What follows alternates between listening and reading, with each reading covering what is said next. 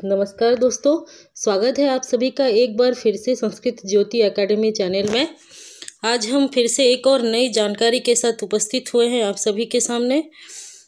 आज एक बहुत ही उपयोगी जानकारी हम लेके आए हैं, वो भी मृच्छकटिक से ही जुड़ी हुई है। इस वीडियो को जो लोग आज पहली बार देखेंगे, हम उनसे गुजारिश करना चाहेंगे कि वो हमारे चैनल में मृच्छकटिक से जुड़ी और 2 वीडियो पहले अपलोड हो चुकी है जो बहुत ही उपयोगी है।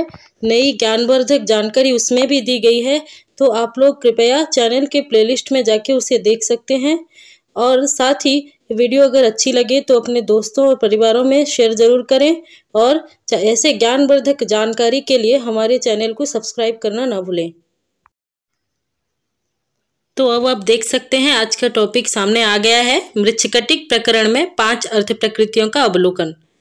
5 अर्थ प्रकृति, 5 संधि, 5 कार्य अवस्था, ये सब नाट्यशास्त्रीय तत्व हैं। तो इन्हीं नाट्यशास्त्रीय तत्वों का विवेचन अब हम करेंगे मृच्छकटिक प्रकरण में। तो उनमें सबसे पहले हम अर्थ प्रकृति को जानेंगे। 5 अर्थ प्रकृति मृच्छकटिक की किन किन जगह पर है, किन किन अंकों में हुई है, इन 5 अर्थ प्रकृति को आज हम पहचानेंगे मृच्छकटिक प्रकरण में। वो भी दशरूपक के अनुसार धनंजय ने जो लक्षण किया है 5 अर्थ प्रकृति का, उन्हीं लक्षण को समन्वित करते हुए, उन्हीं लक्षण को ध्यान में रखते हुए हम मृच्छकटिक प्रकरण में 5 अर्थ प्रकृति को देखेंगे। और साथ ही ये बता दें आपकी जानकारी के लिए कि मृच्छकटिक से रिलेटेड 2 महत्वपूर्ण वीडियो अपलोड हो चुकी है। आप जाकर चैनल के प्लेलिस्ट में देख सकते हैं, जो कि काफ़ी रोचक है। और आज का भी ये वीडियो काफ़ी रोचक और महत्वपूर्ण है, तो जुड़े रहिएगा। वीडियो काफ़ी लंबी हो सकती है क्योंकि हम 5 अर्थ प्रकृति को यहाँ आलोचना करने वाले, 5 अर्थ प्रकृति का लक्षण, और उसको हम मृच्छकटिक में समन्वित करते हुए पूरी तरह से अच्छे से देखने वाले हैं। तो थोड़ी सी लंबी वीडियो होगी और आप सब बने रहिएगा हमारे साथ। जैसे कि मृच्छकटिक प्रकरण में 5 अर्थ प्रकृति को जानना हो, पहचानना हो, उनकी पहचान लगाना हो, तो पहले उन अर्थ प्रकृतियों का लक्षण जानना जरूरी है, उन अर्थ प्रकृतियों को ही पहचानना जरूरी है। तो पहले हम 10 रूपक के अनुसार 5 अर्थ प्रकृतियों को देखेंगे। 10 रूपक के अनुसार 5 अर्थ प्रकृतियां। तो पहले हम देखते हैं इन 5 अर्थ प्रकृतियों की जिक्र कैसे आती है। तो 10 रूपक में कुछ इस प्रकार वर्णन है। रूपक के भेदक तत्व। सबसे पहले रूपक को अलग करने वाले 10 रूपक को, 18 उपरूपकों को परस्पर से अलग बताने वाले कुछ भेदक तत्व हैं। उनका उल्लेख 10 रूपक में इस प्रकार किया गया है। वस्तु नेता रसस तेसाम भेदकः। ये 10 रूपक के प्रथम प्रकाश की 11वीं कारिका में कहा गया है। वस्तु नेता रसस तेषाम भेदकः। अर्थ क्या है? वस्तु यानी कथा, नेता यानी नायक, और श्रृंगार आदि रस, इन रूपकों को अलग करने वाले तत्व हैं। यानी कि एक रूपक दूसरे रूपक से अलग है, जैसे कि नाटक प्रकरण से अलग है, नाटक भाण से अलग है, प्रकरण भाण से अलग है, नाटक प्रकरण प्रवृत्ति भाण व्यायोग से अलग है। ऐसी बातें हमें किससे पता चलती है?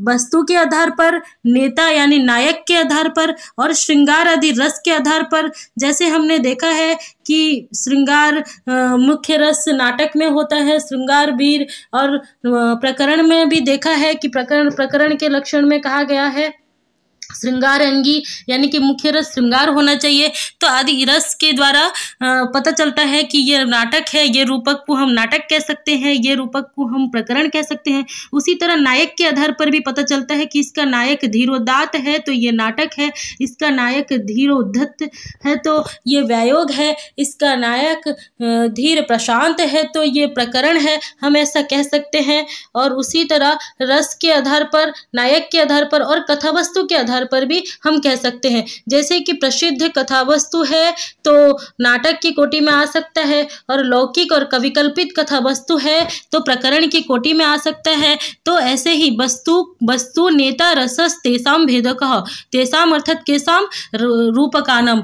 वस्तु नेता रस रूपकों के भेदक तत्व हैं। ये 3 मुख्य तत्व रूपकों के भेदक तत्व हैं। तो इसीलिए लिखा गया, जैसे कि 10 रूपक में नाटक प्रकरण आदि 9 रूपक से पृथक हैं। प्रकरण भी नाटक आदि 9 रूपक से अलग है। वैसे ही सारे रूपक परस्पर से कैसे अलग हैं, हम इसका पता उपरोक्त 3 तत्वों के आधार पर लगा सकते हैं। उपरोक्त 3 तत्व कौन है? वस्तु यानी कि कथा, नेता अर्थात नायक, श्रृंगार आदि। जो रस है, इन तीनों तत्वों वस्तु, नेता और रस के आधार पर हम रूपकों को एक दूसरे से पृथक पृथक बता सकते हैं। और तो हमने देखा कि रूपकों के भेदक तत्व 3 प्रकार के होते हैं, वस्तु, नेता और रस।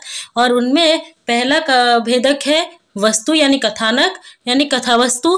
कथावस्तु के बारे में हम थोड़ी सी चर्चा पहले करेंगे। तो पहले हम जैसे कि 10 रूपक में भी इसी तरह से उल्लेख किया गया है कि पहले रूपकों के भेदक तत्वों को बताया गया है और उसके बाद में कथावस्तु के भेद बताए गए हैं। तो हम भी यहाँ कथावस्तु के भेद बताने वाले हैं, क्योंकि इसी के अंदर ही 5 अर्थ प्रकृति आने वाली है। तो कथावस्तु के भेद इस प्रकार है कि आचार्यों ने रूपकों की कथावस्तु को 2 तरह का बताया है। नाट्यशास्त्रीय आचार्यों ने रूपकों की कथावस्तु को 2 तरह का बताया है। अतः 10 रूपककार कहते हैं, क्योंकि मैं पहले ही बोल चुकी हूँ कि आज हम 10 रूपक के बारे में 10 रूपक के अनुसार 5 अर्थ प्रकृति का अध्ययन करते हुए उसको मृच्छकटिक में घटित करेंगे। मृच्छकटिक के किन स्थानों पर 5 अर्थ प्रकृति पाए जाते हैं वो देखेंगे। तो 10 रूपककार कहते हैं कथावस्तु के बारे में, 10 रूपककार क्या कहते हैं कथावस्तु के भेद के बारे में, वो हम अभी देख रहे हैं। इसीलिए 10 रूपक के अनुसार देख रहे हैं। तो आचार्यों ने रूपकों की कथावस्तु को 2 तरह का बताया। अतः 10 रूपकार कहते हैं कि वस्तु च द्विधा। अधूरा अधूरा कारिका लिखकर मैंने यहाँ कारिका नंबर दे दिया है, क्योंकि आप लोग समझने में आसानी हो आप लोगों को, और आप लोग भी अपनी पुस्तक में देख सकते हैं। तो वस्तु च द्विधा, 10 रूपककार कहते हैं कि कथावस्तु 2 प्रकार की होती है। कथावस्तु 2 प्रकार की होती है। और फिर प्रसंग प्राप्त होने पर 2 प्रकार के कथावस्तु का नामोल्लेख करते हुए उसी 11वीं कारिका में कहते हैं, प्रथम प्रकाश की 11वीं कारिका है, उसी प्रथम प्रकाश की 11वीं कारिका में क्या कहते हैं? तत्र अधिकारिकम मुख्यम अंगम प्रासंगिकम विदुः। तत्र अधिकारिकम मुख्यम अंगम प्रासंगिकम विदुः। तत्र अधिकारिकम मुख्यम अंगम प्रासंगिकम विदुः, अर्थात उनमें 2 प्रकार की कथावस्तुओं में, उनमें यानी उन 2 प्रकार की कथावस्तु, पहले जो कह दिया ना वस्तु च द्विधा, उन 2 प्रकार की कथावस्तु में पहला आधिकारिक कथावस्तु है और दूसरा एक प्रासंगिक कथावस्तु है। तो पहले हमने नाम जाना, कथावस्तु 2 प्रकार की होती है, आधिकारिक और प्रासंगिक। और इन आधिकारिक प्रासंगिक में कौन मुख्य है और कौन गौण है ये बताते हैं कि तत्र अधिकारिकम मुख्यम अंगम प्रासंगिकम विदुः। और आधिकारिक ही रूपकों की मुख्य कथावस्तु होती है, और प्रसंग उत्पन्न होने पर आने वाली अप्रधान कथावस्तु को हम प्रासंगिक कहते हैं। यानी कि मुख्य कथावस्तु और प्रासंगिक कथावस्तु में फर्क क्या है?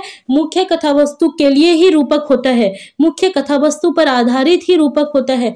मुख्य कथावस्तु की फल प्राप्ति नायक को होती है और नायक नायिका को होती है, और यही नायक नायिका की कहानी होती है, और इसी का फल नायक नायिका को मिलता है, और इसी के लिए ही रूपकों को तैयार किया जाता है। चाहे वो कोई भी हो, नाटक हो, प्रकरण हो, वाण हो, तो रूपकों का उद्देश्य मुख्य कथावस्तु को ही उपस्थापन करना होता है। एक तो मुख्य कथावस्तु जिसका फल नायक नायिका को मिलता है, और उसके साथ दूसरा प्रासंगिक कथावस्तु यह है कि प्रसंग प्राप्त होने पर, प्रसंग आने पर जो कथावस्तु हमें मिलता है उसे हम प्रासंगिक कथावस्तु कह सकते हैं।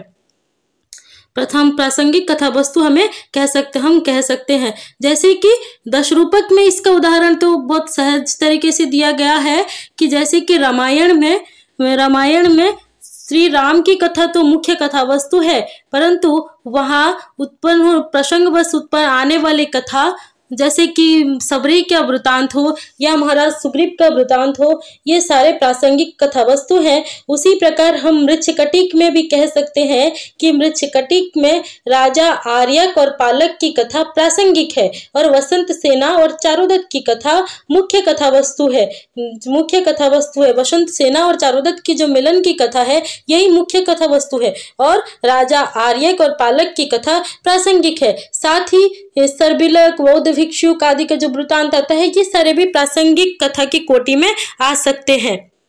तो हमने जाना कि कथावस्तु वस्तु नेता रस जो रूपकों के 3 भेदक तत्व हैं, उनमें कथावस्तु पहला है। और इसी कथावस्तु का 2 प्रकार है, आधिकारिक और प्रासंगिक। आधिकारिक मुख्य कथावस्तु होता है और प्रासंगिक प्रसंगवश उत्पन्न होता है। हम 2 प्रकार के कथावस्तु के नाम के साथ उसका उदाहरण भी ऊपर संक्षिप्त से देख लिए हैं। अब 10 रूपक के अनुसार उसको हम जान लेते हैं कि ये 2 प्रकार के कथावस्तु क्या कहा गया है इनके बारे में 10 रूपक में। तो आधिकारिक कथावस्तु पहला भाग है। तो आधिकारिक कथावस्तु के बारे में 10 रूपक में कहा गया है।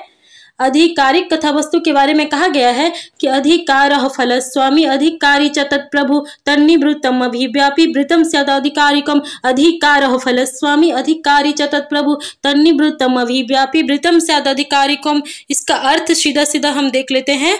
अधिकारः फलस्वामी, फल का स्वामित्व ही अधिकार है। अधिकार क्या है ना, अधिकारः फलस्वामी, फल का स्वामित्व ही अधिकार है। फिर अधिकारी कौन है, अधिकारी च तत्प्रभु, यानी कि उस फल का जो प्रभु होता है, उस फल के स्वामित्व का जो स्वामी होता है वो प्रभु अधिकारी कहलाता है, यानी नायक ही अधिकारी है। तो क्या कहा, और उस फल का स्वामी नायक ही अधिकारी कहलाता है। तो यहाँ एक बात नोट करने वाली है कि अधिकारी अथवा नायक को ही रूपक के मुख्य फल की प्राप्ति होती है। इसी प्रधान नायक से संबंध कथावस्तु जो फल प्राप्ति के लिए अंत तक व्याप्त रहती है, अंत तक फैली रहती है, वही आधिकारिक कथावस्तु है। यानी कि नायक नायिका से संबंध, विशेषकर नायक से संबंध जो कथावस्तु होती है और वो अंत तक व्याप्त रहती है, अंत तक फैली रहती है,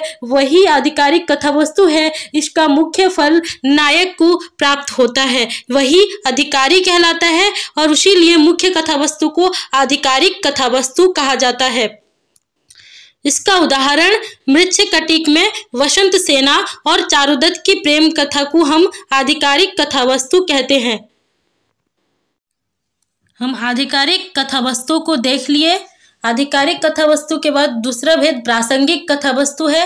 प्रासंगिक कथावस्तु के बारे में हम जानेंगे।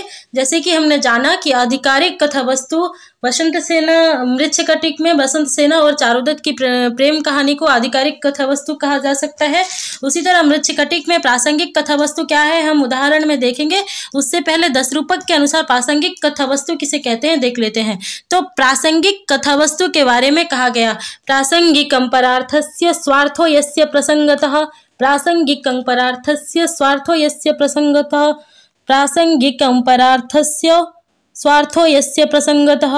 अब अर्थ देख लेते हैं।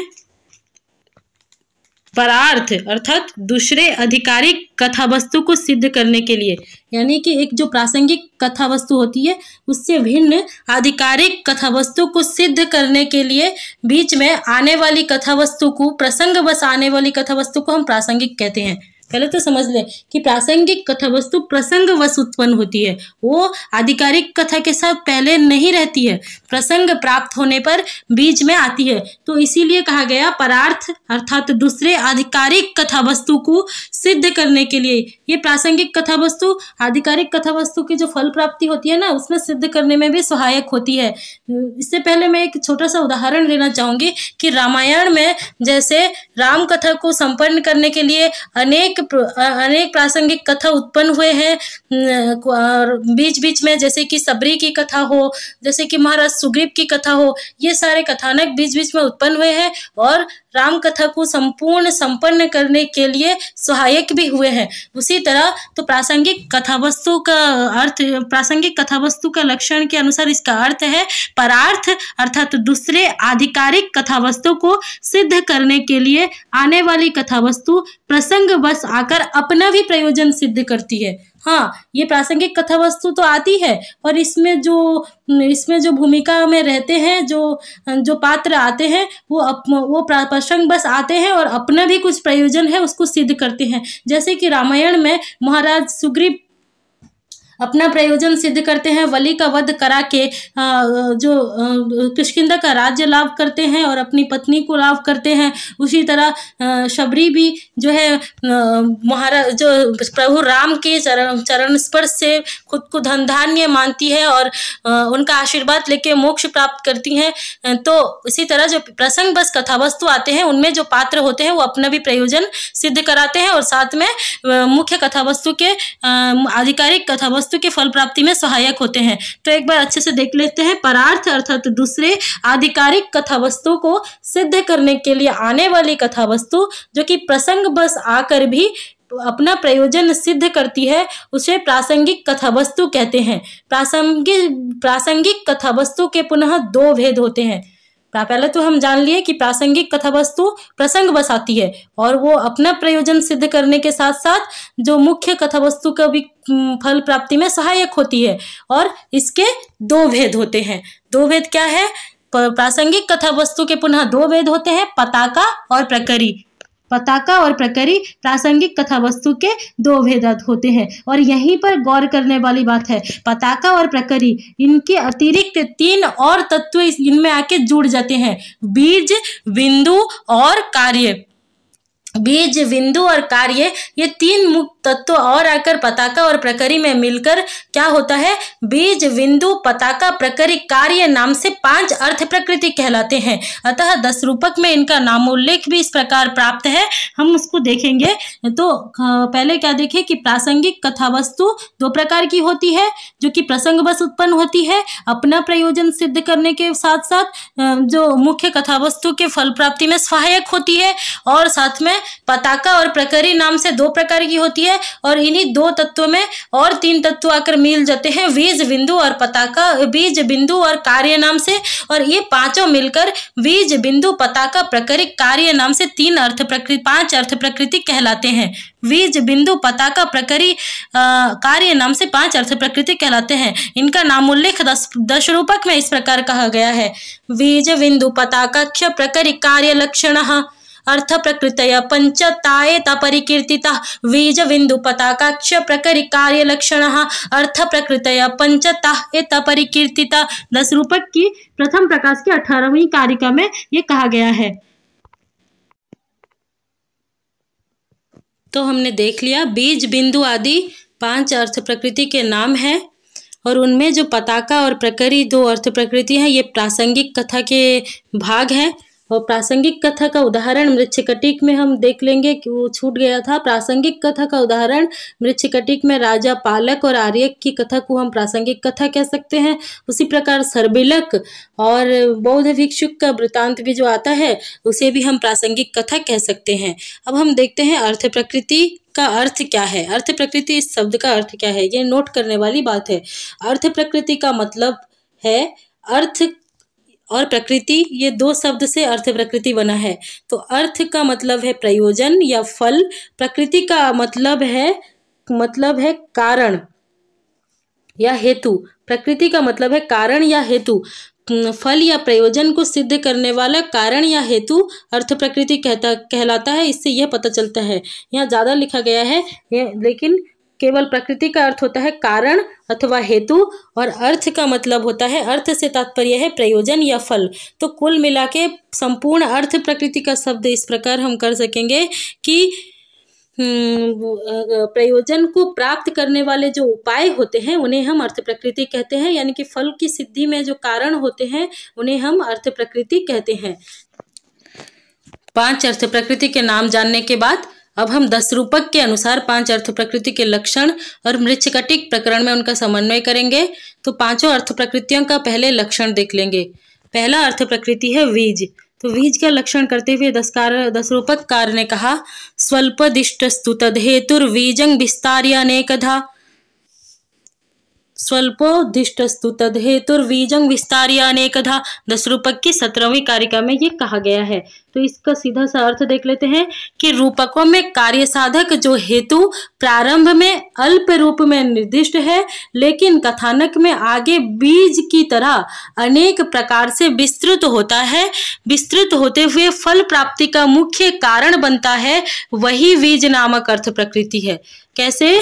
न रूपकों में वो कार्य साधक हेतु होता है। हमने अर्थ प्रकृति का मतलब भी पहले किया है कि फल प्राप्ति में हेतु, यानी अर्थ प्रकृति इसीलिए कहे जाते हैं क्योंकि वो फल प्राप्ति के हेतु होते हैं।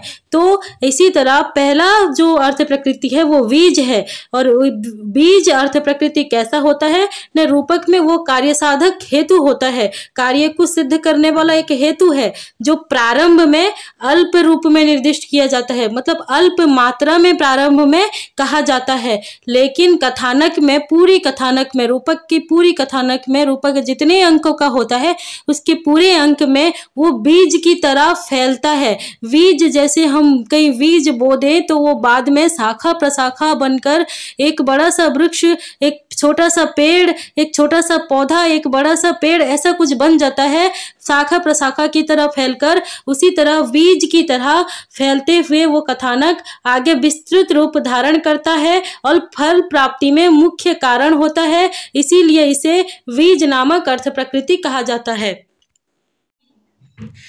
मित्रों, हमने बीज नामक अर्थ प्रकृति को देख लिया और इसका उदाहरण हम मृच्छकटिक से ही निकालेंगे और आगे देखेंगे।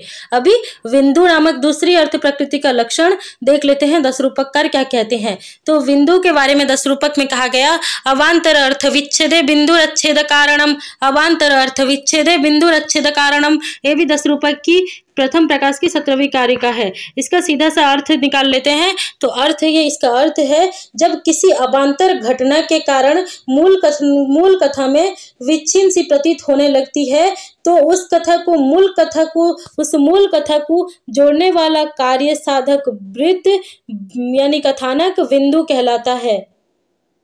इसका अर्थ है कि जब कोई अवांतर घटना रूपक के बीच में, कहानी के बीच में कोई अवांतर घटना आ जाती है और उसकी मूल कथा कहीं गुम हो जाती है, उसकी मूल कथा में व्यवधान सृष्टि हो जाती है कि हमें लगता है कि अब कहानी में क्या भर दिया है, तो उस जगह पे फिर से मूल कथा को जोड़ने वाली कड़ी जो है बिंदु नामक अर्थ प्रकृति है। यानी कि उन अवांतर घटना को बाध देते हुए फिर से जो मूल कथा से जोड़ देती है जो कथानक, उसी को हम बिंदु अर्थ प्रकृति कहते हैं। तो ये था बिंदु का लक्षण। बीज बिंदु के बाद ये तीसरा अर्थ प्रकृति जो है पताका, हम उसको देख लेते हैं।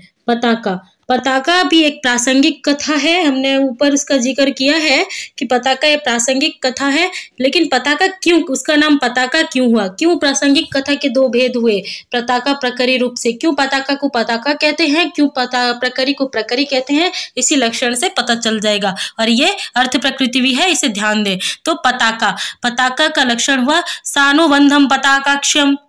मित्रों, ये एक ही कारिका के 2-3 टुकड़े करके मैंने जरूरत के हिसाब से सेट किया है, लेकिन ये 13वीं कारिका का पताका प्रकृति जो है पूरा अंश यहाँ दिया गया है, आप पुस्तक उठा के देख सकते हैं। तो सानुबंधम पताकाक्षम, दश रूपक में कहा गया सानुबंधम पताकाक्षम, जिसका सीधा अर्थ ये है कि वो प्रासंगिक कथा जो मुख्य कथा के साथ दूर तक चलती है वो पताका कहलाती है।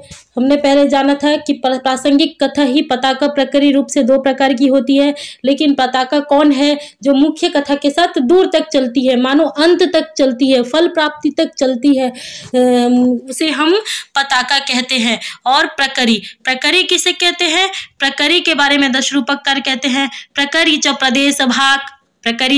प्रदेश भाग, यानी कि वो प्रासंगिक कथा, प्रकरी भी एक प्रासंगिक कथा है, तो वह प्रासंगिक कथा जो संक्षिप्त होती है, मुख्य कथा के साथ दूर तक नहीं चलती है, वो प्रकरी कहलाती है। बस इतनी सी बात है पताका और प्रकरी में। इसका उदाहरण हम नीचे मृच्छकटिक से निकालेंगे। अब हम दस रूपक के अनुसार अंतिम अर्थ प्रकृति कार्य के लक्षण के बारे में जानेंगे। अंतिम अर्थ प्रकृति कार्य है। तो कार्य नामक अर्थ प्रकृति का लक्षण करते हुए धनंजय कहते हैं, कार्यम त्रिवर्गस्तच्छुद्धम एकानेकानुबंधिश्च, कार्यम त्रिवर्गस्तच्छुद्धम एकानेकानुबंधिश्च। ये 10 रूपक की 16वीं कारिका है। तो इसका अर्थ सीधे से हम जान लेते हैं। अर्थ सीधा साधा अर्थ यह है कि पहले तो हम जान लेते हैं नाटक या कोई भी रूपक हो, प्रकरण कोई भी रूपक हो, उसके 3 मुख्य फल होते हैं, धर्म, अर्थ और काम। धर्म, अर्थ और काम, ये तीनों किसी भी नाटक आदि रूपकों के मुख्य फल माने गए हैं। इन तीनों में से एक या दो या तीनों फलों की प्राप्ति होना कार्य है। तो निष्कर्ष रूप में आप इतना याद रख सकते हैं कि मुख्य फल की प्राप्ति होना ही कार्य है, और वो मुख्य फल 3 प्रकार के होते हैं, धर्म, अर्थ और काम। और ये तीनों में से किसी एक की प्राप्ति भी हो तो भी वो कार्य नामक अर्थ प्रकृति है, कहीं 2 की प्राप्ति हो तो भी वो कार्य नामक अर्थ प्रकृति है, और कहीं तीनों एक साथ प्राप्त हो तो भी वो कार्य नामक अर्थ प्रकृति है। तो ये है कार्य नामक अर्थ प्रकृति का लक्षण।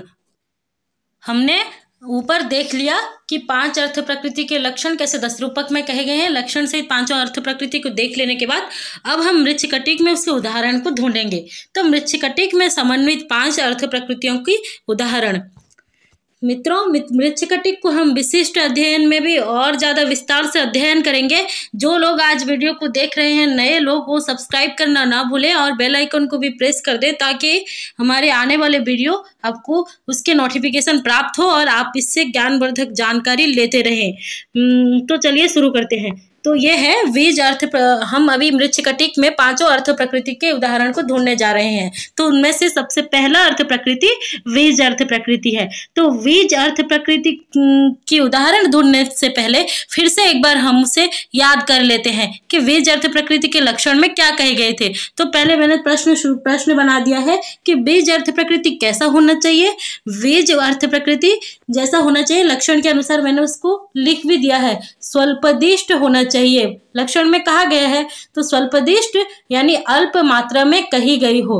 और बीज अर्थ प्रकृति फिर कैसा होना चाहिए ना, विस्तार या अनेकधा, यानी अल्प मात्रा में कहा जाने के बावजूद वो आगे आने वाले कथानक में यानी कि अन्य अंकों में, रूपक के आने वाले अंकों में अनेक रूप से विस्तार लाभ किया हो, अनेक रूप से विकसित हुआ हो। जिस प्रकार एक बीज को हम जमीन में बो देते हैं और वो आगे चल के कुछ दिन में क्या होता है, पौधा, पेड़, बड़े वृक्ष, शाखा प्रशाखा वृक्ष के रूप में विकसित हो जाता है। उसी प्रकार जो है हमारा बीज अर्थ प्रकृति पहले तो स्वल्प मात्रा में कहा गया होगा और लेकिन आगे आने वाले कथानक में वही कथा वस्तु अनेक रूप से विकसित हुआ होगा। फिर वो क्या होता है, वो एक हेतु होता है। किसका ना, फल सिद्धि का प्रारंभिक हेतु होता है। वो फल सिद्धि का प्रारंभिक हेतु होता है क्योंकि उसको आरंभ में बीज का वपन, साधारणतः बीज का वपन जो है हम आरंभ में ही करते हैं। अगर पेड़ भी लगाए तो पेड़ के मामले में भी यही होता है। तो उसी तरह जो है नाटक हो या रूपक, जो कोई भी रूपक हो, उसकी शुरुआत में ही बीज नामक अर्थ प्रकृति आती है। प्रारंभ में उस हेतु का अल्प मात्रा में कहा जाता है और उसके बाद वही कथा वस्तु जो है अनेक रूप से विकसित अन्य अंकों में होती है, आगे आने वाले अंकों में होती है। तो इसे हम बीज कहेंगे। तो बीज का उदाहरण ऐसा मृच्छकटिक में घटित करते हैं। ऐसी कौन सी जगह है जहाँ बीज नामक अर्थ प्रकृति मृच्छकटिक में पाई जाती है। तो मृच्छकटिक के उदाहरण के अनुसार मृच्छकटिक के प्रथम अंक में सकार की उक्ति एक है, वो बीज का उदाहरण है। सकार की उक्ति है कि भाव कामदेवायनो उद्यानात् प्रभृति तस्य दरिद्र चारुदत्तस्य अनुरक्ता। इस और एक बार देख ले, भाव कामदेवायन उद्यानात् प्रभृति तस्य दरिद्र चारुदत्तस्य अनुरक्ता। ये जो मृच्छकटिक प्रकरण का जो ये उक्ति सकार के द्वारा कहा गया है ना, यही बीज कहा जाता है। कैसे? ये मृच्छकटिक प्रकरण का बीज है। इससे ऐसा पता चलता है कि कामदेवायतन उद्यान में किसी उत्सव में वसंत सेना ने चारुदत्त को देखा और उस पर आसक्त हो गई। यानी कि यहीं से शुरुआत होती है वसंत सेना और चारुदत्त की प्रेम कहानी। वसंत सेना चारुदत्त पर कैसे आसक्त हुई यहाँ कहा गया है। तो यही बीज कहा जा सकता है। यहीं से तो शुरुआत हुई है और पूरी प्रकरण में इन्हीं की प्रेम कहानी ही तो वर्णित है। तो यह बीज है। तो निष्कर्ष में एक बार देख लेते हैं कैसे ये बीज है। तो बीज के सारे लक्षण इसमें घटित होता है, घटित होते हुए दिखाई देता है। हमने देखा कि अल्प मात्रा में कहा गया है और जो है अल्प मात्रा में कहा जाने के बावजूद ये कहानी संपूर्ण प्रकरण में अनेक रूप से फैली हुई है और साथ ही इसकी फल प्राप्ति भी होती है। अंत में ये फल प्राप्ति का हेतु बनता है। वसंत सेना और चारुदत्त का एक दूसरे के प्रति जो प्रेम है उसी के कारण ही दशम अंक में फिर दोनों का मिलन होता है। वसंत सेना चारुदत्त की वधू के रूप में घोषित होती है। तो ये फल प्राप्ति का प्रारंभिक हेतु भी है। तो निष्कर्ष रूप में क्या होता है, बीज के सारे लक्षण इसमें घटित होता हुआ दिखाई देता है, जैसे कि ये प्रारंभ में अल्प मात्रा में कहा गया है और साथ ही यही वसंत सेना और चारुदत्त की प्रेम कहानी को आगे आने वाले अंकों में अनेक प्रकार से बीज की भांति विकसित करती हुई और यही दशम अंक में फल प्राप्ति का प्रारंभिक हेतु है। अतः यह निस्संदेह बीज नामक अर्थ प्रकृति है। अब हम दूसरे अर्थ प्रकृति का उदाहरण मृच्छकटिक में ढूंढने जा रहे हैं। तो उससे पहले फिर से बिंदु नामक अर्थ प्रकृति के बारे में थोड़ा सा याद कर लेते हैं। बिंदु अर्थ प्रकृति कैसा होता है? बिंदु अर्थ प्रकृति के बारे में कहा गया अवांतर अर्थ विच्छेद बिंदुरच्छेद कारणम। जब किसी अवांतर घटना के कारण मूल कथा में व्यवधान प्रतीत होता हो तो मूल कथा को जोड़ने वाला वृत्त यानी कथा बिंदु होना चाहिए। मूल कथा को जो जोड़ता है वही बिंदु होता है। बिंदु कैसा होना चाहिए? बिंदु मूल कथा को जोड़ना चाहिए। कब? जब हमारा जो है अवांतर कथा के द्वारा कहानी में व्यवधान सृष्टि हुई हो, मुख्य कथा में व्यवधान सृष्टि हुई हो, तब वो जोड़ता हो। तो इसका उदाहरण क्या है? मृच्छकटिक में द्वितीय अंक में कर्णपूरक की कथा बिंदु है। मृच्छकटिक में द्वितीय अंक में कर्णपूरक जो वसंत सेना को दुपट्टा देता है वही कर्णपूरक की कथा जो है वो बिंदु कहलाती है। तो आइए देखते हैं बिंदु कैसे है, इसका निष्कर्ष देख लेते हैं।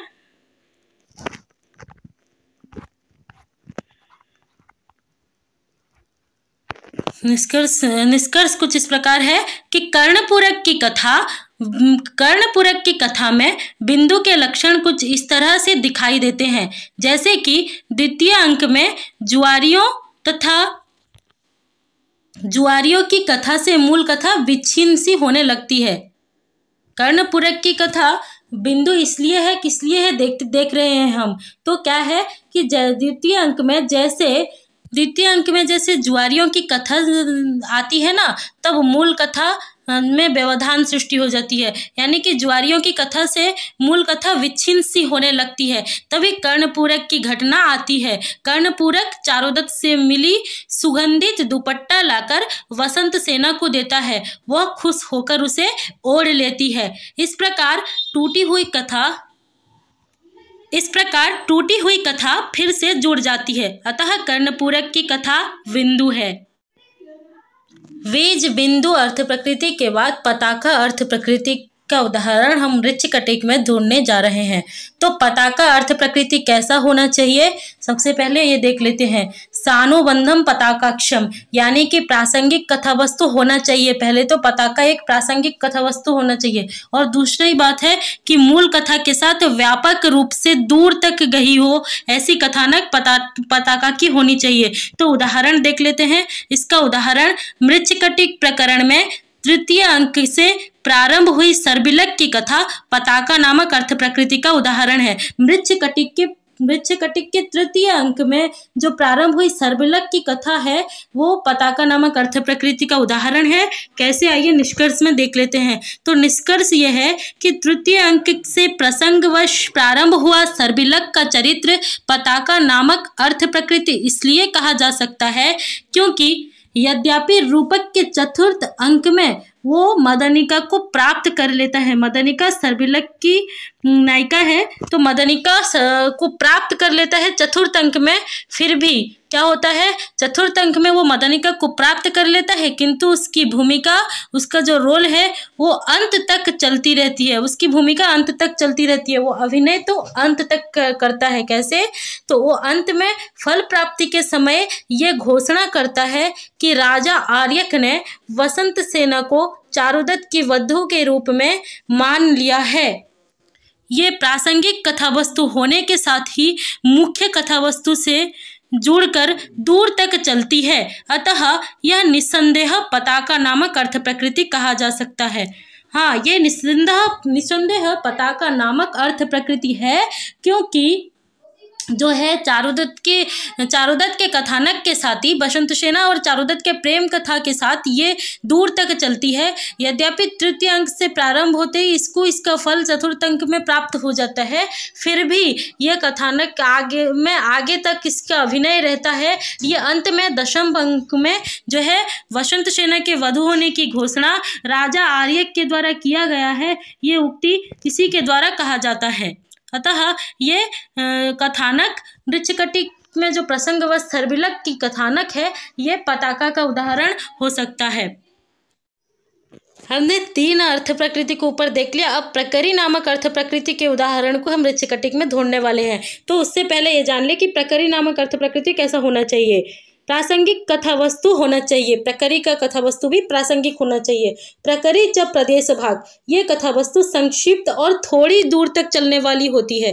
प्रकरी च प्रदेश भाग, तो उसका उदाहरण देख लेते हैं। उदाहरण मृच्छकटिक प्रकरण में संवाहक भिक्षुक की वृतांत को हम जो प्रकरी का उदाहरण कह सकते हैं। मृच्छकटिक प्रकरण में संवाहक जो चारुदत्त का एक सेवक होता है और वही बाद में भिक्षुक बनता है, यही भिक्षुक के वृतांत को प्रकरी माना गया है।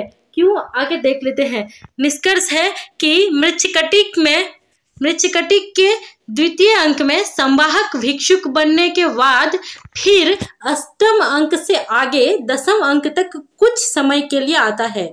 अष्टम अंक से आगे दशम अंक तक कुछ समय के लिए आता है। गौर कीजिएगा, कुछ समय के लिए आता है। अतः भिक्षुक का वृतांत प्रासंगिक तथा छोटी होने के कारण यहाँ प्रकरी नामक अर्थ प्रकृति है। द्वितीय अंक में वो भिक्षुक बन जाता है और अष्टम अंक से आगे कुछ समय के लिए आता है, यानी कि कथानक अति संक्षिप्त है। तो भिक्षुक का वृतांत जो है छोटा है और संक्षिप्त है, दूर तक गई नहीं है, तो यहाँ जो प्रकरी नामक अर्थ प्रकृति हुई है। अब हम अंतिम अर्थ प्रकृति कार्य नामक अर्थ प्रकृति को देख लेते हैं। तो कार्य नामक अर्थ प्रकृति कैसा होना चाहिए। लक्षण में कहा गया है तत्कार्यम त्रिवर्गः, वो कार्य 3 वर्ग यानी त्रिवर्ग किसे कहते हैं, धर्म अर्थ और काम को, और चतुर्वर्ग उसमें मोक्ष मिला दिया जाए तो चतुर्वर्ग हो जाता है। तो वह कार्य रूपक के 3 मुख्य फल धर्म अर्थ और काम की प्राप्ति कराता हो, यानी कि त्रिवर्ग ही रूपकों के मुख्य फल होते हैं। रूपक यानी नाटक हो, प्रकरण हो, बाण हो, व्ययक हो, जो उसकी कहानी आरंभ होती है, अंत में जो फल की प्राप्ति होती है ना, वो त्रिवर्ग रूपी फल ही नाटकों के मुख्य फल होते हैं। जो फल अंत में प्राप्त होता है वो त्रिवर्गों में से कोई एक होगा। धर्म अर्थ काम में से कोई एक होगा, या धर्म अर्थ होगा या अर्थ काम होगा, एक या दो होगा, या तीनों एक साथ प्राप्त होगा। तो नाटक हो, रूपकों के मुख्य फल को फल की प्राप्ति कराती है कौन, कार्य रूपी अर्थ प्रकृति। तो कार्य रूपी अर्थ प्रकृति में त्रिवर्गों की प्राप्ति होती हो, और वो फिर कैसा होता है, वो कहीं शुद्ध होता है, शुद्ध एक होता है, और कहीं अनेकानुबंधी भी होता है। शुद्ध एक किसे कहते हैं, जहां तीनों वर्गों में से किसी एक वर्ग की प्राप्ति होती हो, जिसके अंत में धर्म अर्थ काम में से केवल धर्म की, केवल अर्थ की, केवल काम की प्राप्ति होती हो, तो उसे एकानुबंधी शुद्ध कार्य अर्थ प्रकृति कहा जाता है। और उसी प्रकार अनेकानुबंधी जो होता है वो केवल 2 या 3 अर्थ प्रकृति को एक साथ प्राप्त कराता है। जैसे कि कभी धर्म अर्थ एक साथ होता है, कि कभी अर्थ काम एक साथ होता है, इसी प्रकार कभी 2 या कभी तीनों एक साथ प्राप्त होते हैं, तो उसे अनेकानुबंधी कार्य कहा जाता है। तो आइए देख लेते हैं मृच्छकटिक में कैसे कार्य अर्थ प्रकृति है। मृच्छकटिक में उसका उदाहरण देख लेते हैं। मृच्छकटिक का उदाहरण देख लेते हैं। यहाँ का इस पेज का आधा यहाँ रह गया है कि कभी कभी धर्म अर्थ और काम इन तीनों मुख्य फलों से किन्हीं 2 फलों का एक साथ प्राप्त होना अथवा 3 फलों की प्राप्ति एक साथ हो, तो यह अनेकानुबंधी कहलाती है। अनेकानुबंधी कार्य अर्थ प्रकृति इसी को कहते हैं। इसका उदाहरण देख लेते हैं। उदाहरण कुछ ऐसे है कि मृच्छकटिक प्रकरण में वसंत सेना और चारुदत्त के मिलन रूप फल को सामान्य रूप से कार्य माना जाता है। सामान्य रूप से आप भी आंखें बंद करके कह सकते हैं कि हाँ, मृच्छकटिक की कथानक तो बसंत सेना और चारुदत्त के मिलन में ही खत्म होती है और यही ही उनका फल है, उन दोनों की इच्छा यही पूर्ण होती है और इसी को हम कार्य कह सकते हैं। लेकिन इसी बिल्कुल ये कार्य है, परंतु इसे और भी अधिक विवेचन विचार करके इसे और भी अधिक गहराई से समझना होगा। तो इसके अलावा और क्या मत है? इसके अलावा श्री कांतानाथ शास्त्री जी के मतानुसार राजा आर्यक के द्वारा वसंत सेना को चारुदत्त की वधू घोषित करना ही कार्य नामक अर्थ प्रकृति है और ये अधिक तर्क संगत है। आइए देखते हैं कैसे ये तर्क संगत है। तो निष्कर्ष ये है कि श्री कांतानाथ शास्त्री जी का मत यहाँ ध्यान देने योग्य है। ध्यान दे, यह ध्यान देने योग्य है क्योंकि धनी गणिका होते हुए भी बसंत सेना उसके मन में चारुदत्त की वधू बनकर पत्नी पद को प्राप्त करने के पत्नी पद को प्राप्त करते हुए समाज में एक प्रतिष्ठित स्थान को प्राप्त करने का जो है अभिलाषा रहता है। प्रबल प्रतिष्ठित स्थान को प्राप्त करने की अभिलाषा रहती है। ये ऑटो करेक्शन के जरिए से ज्यादातर मिस्टेक हो जाते हैं, टाइपिंग मिस्टेक जेहत हो गया है, यहाँ के प्रतिष्ठित स्थान लिखा गया था। तो प्रतिष्ठित स्थान बनाने की प्रबल इच्छा वसंत सेना के मन में रहती है कि वो चारुदत्त की वधू बनकर समाज में पत्नी पद को प्राप्त करते हुए एक प्रतिष्ठित स्थान को प्राप्त करे और यह पूर्ण भी होता है। कब यह पूर्ण होता है? यह कामना जो है दशम अंक में नए राजा, जो पालक के बाद आर्यक नामक नया राजा बनता है, नए राजा आर्यक की घोषणा के साथ पूर्ण होती है। आर्यक ही घोषणा करता है वसंत सेना को वधू के रूप में, वो भी चारुदत्त की। तो ये बसंत सेना की जो ये मनोकामना है ये दशम अंक में पूर्ण होती है। तो मृच्छकटिक के दशम अंक में राजा आर्यक की घोषणा को सर्बिलक की उक्ति में कहा गया है कि आर्ये वसंत सेने परितुष्टे राजा भवतीम वधू शब्देन अनुगृह्णति। आर्ये वसंत सेने परितुष्टो राजा भवतीम वधू शब्देन अनुगृह्णति, यानी कि ये कहा गया है सर्बिलक के द्वारा। इसे भी याद रखिएगा। तो सर्बिलक राजा आर्यक की घोषणा को बताता है अपनी उक्ति में और वधू बनना ही इस नाटक का कार्य, इस प्रकरण में कार्य नामक अर्थ प्रकृति कहा जा सकता है। वधू बनना ही कार्य मानना तर्क संगत है क्योंकि यहाँ वसंत सेना की मनोकामना पूर्ण होती है, साथ ही चारुदत्त और वसंत सेना का मिलन होता है। नाटक के तीनों मुख्य फलों में काम रूपी फल की प्राप्ति हुई है जो कि कार्य नामक अर्थ प्रकृति के लक्षण में घटित होता है और ये शुद्ध एकानुबंधी कार्य है। इस प्रकार से आज का वीडियो यहीं समाप्त होने वाला है। धन्यवाद मित्रों, जो भी हमारे साथ बने रहे हैं उन्हें सादर प्रणाम। ऐसे ज्ञानवर्धक जानकारी प्राप्त करने के लिए चैनल को सब्सक्राइब करना ना भूलें। और आगे हम इसके आगे वाले भाग में हम मृच्छकटिक में 5 कार्य अवस्था के बारे में जानेंगे। तो चैनल को सब्सक्राइब करके बेल आइकन को दबा दें ताकि आपको सारे वीडियो के नोटिफिकेशन प्राप्त हो।